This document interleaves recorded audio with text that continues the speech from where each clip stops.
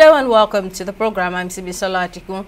In business news, recent reports published by the National Bureau of Statistics (NBS) shows that the Federal Inland Revenue Service, Nigeria Customs Service, and Nigerian Upstream Petroleum Regulatory Commission have seen a 131% increase in their cost of revenue collection in Q1 2024, totaling 214.29 billion naira. This analysis, based on the Federation Account Allocation Committee fact disbursements, revealed the figure went up from 92.85 billion naira in the same period the previous year. However, the significant increase in the cost of revenue collection by the FIRS, NCS and NUPRC in Q1 2024 has sparked calls for a review from state finance commissioners, citing the disproportionate impact of revenue distribution to the states. During the FAC meeting in May 2024, the State Finance Commissioners expressed strong opposition to the rising cost of revenue collection deductions, according to the minutes of the meeting. The Minister of Innovation, Science and Technology, Uche Naji, has said that investment in scientific research and development is vital for the economic growth of Nigeria. The minister made the observation when the European Union, that's the EU ambassador to Nigeria, Samuela Isopi, paid him a courtesy visit in Abuja. According to a statement, Naji said that the federal government was committed to creating a conducive environment for investment in the sector, which would foster economic advancement of the nation. According to him, the ministry is willing to focus on building capacity, enhancing research infrastructure, and fostering collaborations with European research institutions by leveraging the country's strength in renewable energy, biotechnology, space research, among others. He further said that innovation and research were key to progress and that the ministry was ready to foster joint centers in areas such as renewable energy and climate-smart agriculture by leveraging on the expertise and resources of European partners. The minister also said that the aim of collaborating with the European partners was to drive technological advancement and shared regional challenges of the country. We'll take a break here and return with company news.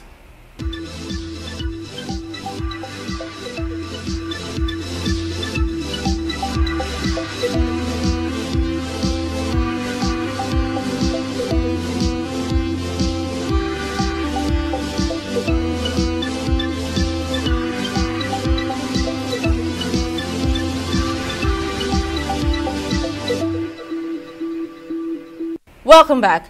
Access Holdings PLC has signaled plans to expand to the Caribbean countries to deepen trade links between Africa and the Caribbean. The group chairman, Access Holdings PLC, Agboje AIG Imukwede, made the signal at the ongoing 2024 Afreximbank annual meetings, incorporating the Afri-Caribbean Trade and Investment Forum in Nassau, the Bahamas. Responding to questions on the plenary session on opportunities for global investment for economic growth and diversification into the Caribbean, AIG Mokwede said before taking any significant step, it is crucial to understand the environment. He emphasized the growing demand for Nigerian banking professionals in the Caribbean, highlighting the eagerness of Caribbean states to welcome Nigerian bankers. The Caribbean representative also noted the challenges faced by Caribbean people in accessing financial services, highlighting the difficulty of opening bank accounts on the island.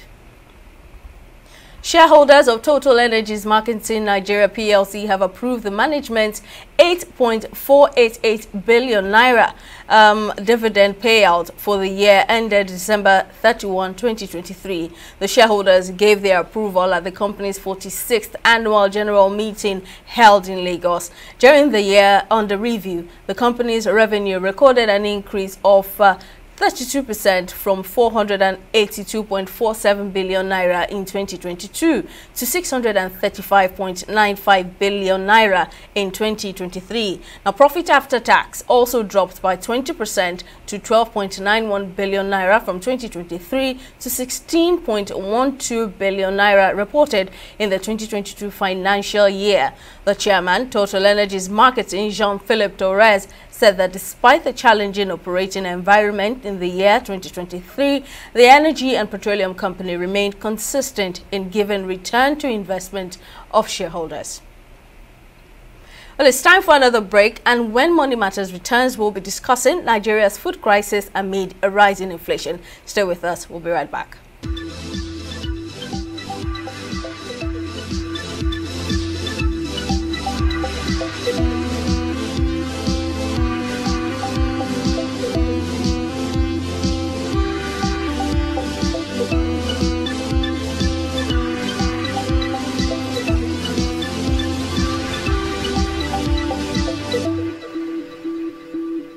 Welcome back. Well, Nigerians are experiencing the worst food inflation in decades amid a weakening naira, insufficient domestic agricultural production, and an over-reliance on expensive imported food. Pressure on food supply chains has never been greater. The nation currently faces an alarming crisis as inflation has risen to a new high from 33.69% to 33.95% in May. Now, despite the country's vast agricultural potential, food insecurity is rampant, particularly in the northeastern states of Borno, Adamawa, and Yobe, where 3.3 million people are struggling to find enough to eat. Rising inflation and slow growth have caused the number of impoverished Nigerians to rise from 89.8 million at the beginning of 2023 to 104 million. That's according to the World Bank's most recent Nigeria Development Update report. Now, the UN's Food and Agriculture Organization has also warned that at least 26.5 million Nigerians living in the states of Borno, Sokoto, and Zamfara, as well as the Federal Capital Territory (FCT), may face a food crisis between June and August. Speaking on this statistics, Minister of Agriculture and Food Security Abubakar Kyari attributes rising food inflation to the depletion of food reserves, insecurity, flooding, the weakening of the naira, and supply chain disruptions emanating from the COVID-19 pandemic. Let's discuss all of this further. I'm now joined by Agro-Entrepreneur Julius Oga. Thank you very much for making time for us, sir. Now, you will agree that there is a terrible food crisis in Nigeria currently. Citizens are lamenting the price of tomatoes, pepper, yams, and so on. I mean, market runs are really expensive. For instance, good tomatoes cost from 2,000 naira above. Let's not even talk about the cost of yams. Plantain is a no-go area. Every food item is seriously expensive now. Now, how did things get this bad for us? Our laziness, both mental and intellectual laziness, our physical laziness, in governance especially. We're suffering from policy flip-flops and failure of leadership. We're suffering from the fact that we had a resource, which is agriculture, a gift. We have the land, we have the resources, we have clement climate that should aid very active food production.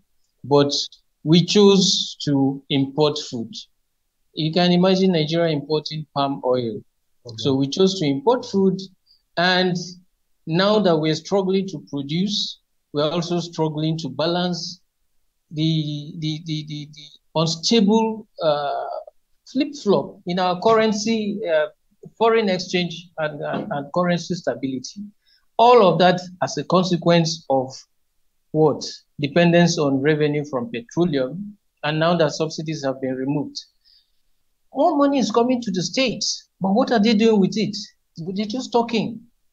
It doesn't solve the problem by giving people food rations or giving wage awards or giving palliatives. All of those solve no problem.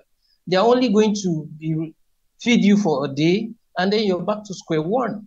So we have been in this problem for a long time, and we will continue to be in it for the foreseeable future. I am afraid what will happen by the time December comes around the corner. You know how December is. You know how how feverish the Christmas season is with us and with inflation and all whatnot. So we are in a very, very hard place, and I don't know how soon we can come out of that place if we don't change what we're doing wrong. Now, the Minister of Agriculture and Food Security, that's Abubakar Kyari, attributes rising food inflation to the depletion of food reserves, insecurity, flooding, the weakening of the naira, and supply chain disruptions emanating from the COVID-19 pandemic. Do you agree with the Minister's reasons? We are still blaming it all on the COVID-19 pandemic. No, I don't agree as far as it relates to COVID-19. I agree to some extent about the depreciation in the value of our currency and the flip-flop in the exchange rate. That is only partial. It's only partial in the sense that it is not everything we import. So those things we don't import. How has the currency rate got to affect them? It affects them just because of the removal of subsidies in petroleum and the cost of transportation of foodstuff and other items across the country has risen as a result of the removal of subsidy in petroleum. Much of what we do is tied to that one singular decision. It's not a bad policy in itself to have removed subsidy, but what did we try to get right? How have we tried to stabilize food production? How have we tried to get rid of insecurity that is affecting agricultural areas and impacting on food production?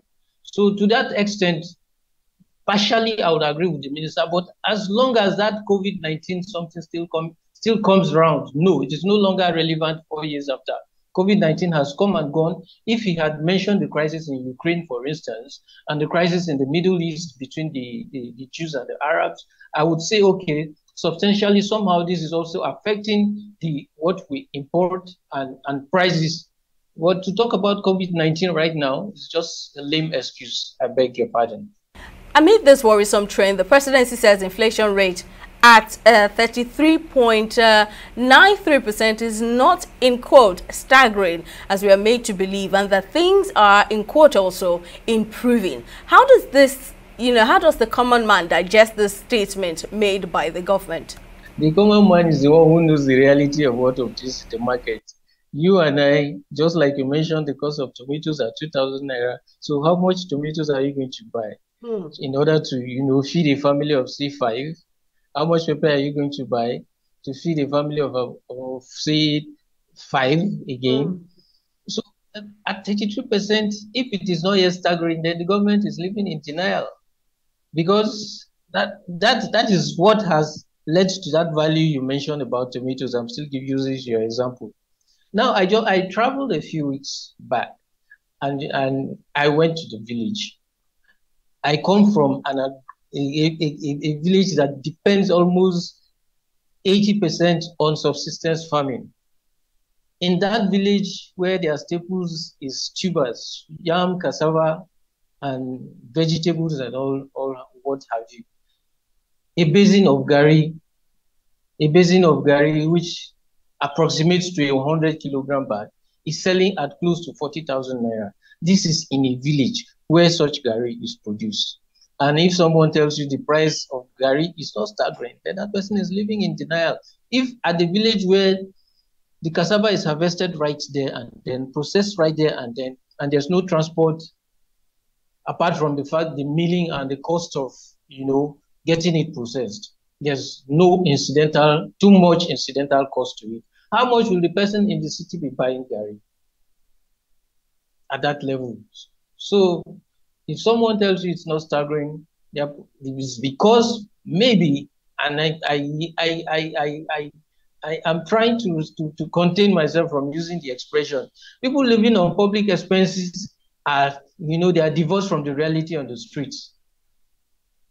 Yes, the politicians who are living on government are divorced from the reality on the streets. And maybe they are waiting for people to carry placards before they know that the situation is not funny. People in the cities are not smiling. People are spending almost all income on food. We're not talking about health. We're not talking about school. So how are we going to live like this? How sustainable is it? The food is there, but the cost of the food is just out of reach. I'll also draw your attention to the president's aide statement, that's Bayo Ononuga, who mentioned that President Tinubu is actively implementing measures to ensure that citizens do not feel the pain of the federal government's reforms. Now, citizens say all they want is for food prices to reduce. Do you think that the government is intentional about addressing the food crisis in the country? It will become intentional for me if government attempts price control, and that will be difficult. And if government attempts some kind of subsidy again, the subsidy on agro inputs is really not getting to the farmers. And to a large extent, a lot of it is just policy pronouncement. It doesn't happen in reality because whatever government says is subsidized, the middlemen hijack the subsidies.